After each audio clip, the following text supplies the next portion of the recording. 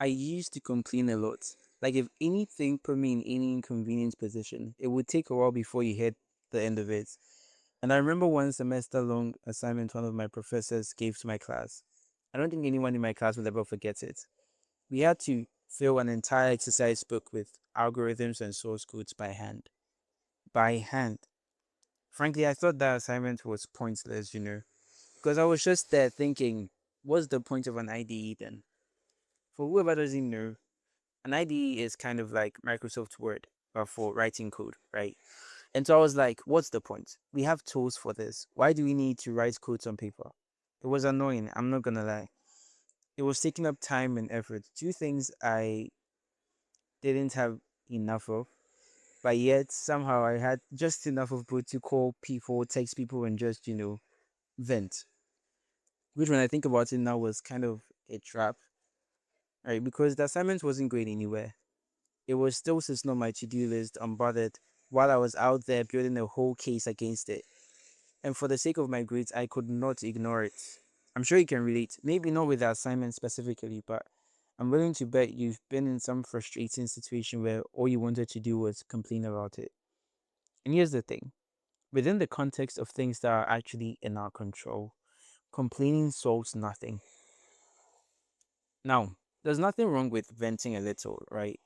I think it's actually very healthy because it gives you a moment to breathe, to release some of that pressure, and sometimes it helps you finally accept, okay, I need to go do this. I need to go get this done, right? But there's a difference between releasing frustration and living in it. Because when you choose to stay in that frustration, you enter a loop and it's self sustaining. The more you complain, the more frustrated you get. The more frustrated you get, the more you complain. Do you get it? And it just keeps going until you decide to let go. So I got curious about why it's so easy to hold on to frustration and decided to do a little digging. What I found was that it all comes down to ego, right? So when we are frustrated, it's usually because we've already decided we're right. We've made a judgment about the situation.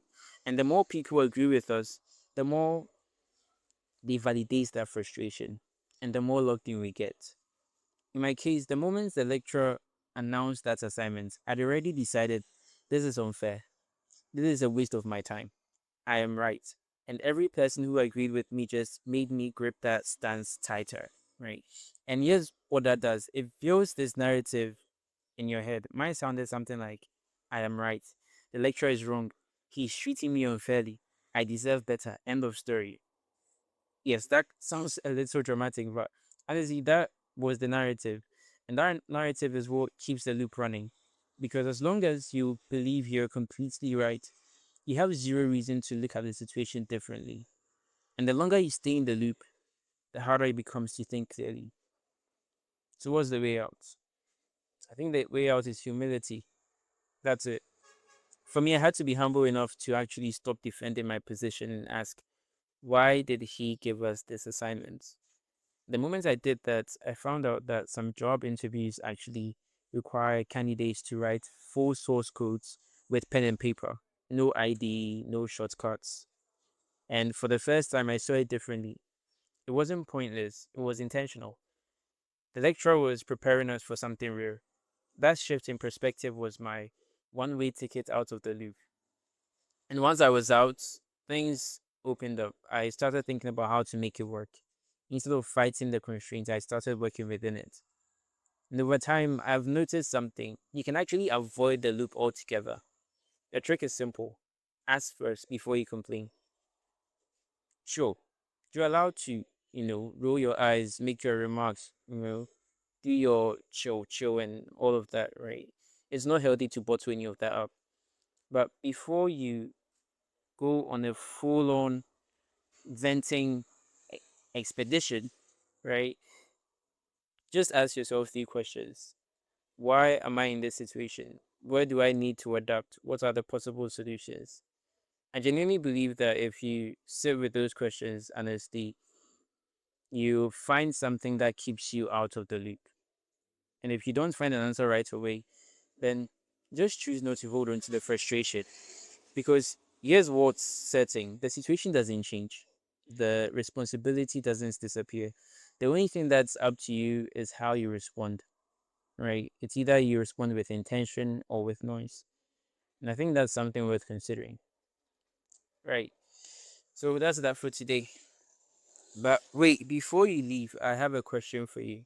I like to do this at the end of each episode just to help you reflect on the topic. All right. So the question for today is, what's something small that annoys you way more than it probably should? And is there any way you could adapt to break out of the loop? All right. I look forward to seeing your responses in the comments alongside any questions and remarks you may have. If you like this episode, share it with someone you think might enjoy it. Yeah, thank you for listening, and I'll catch you in another one.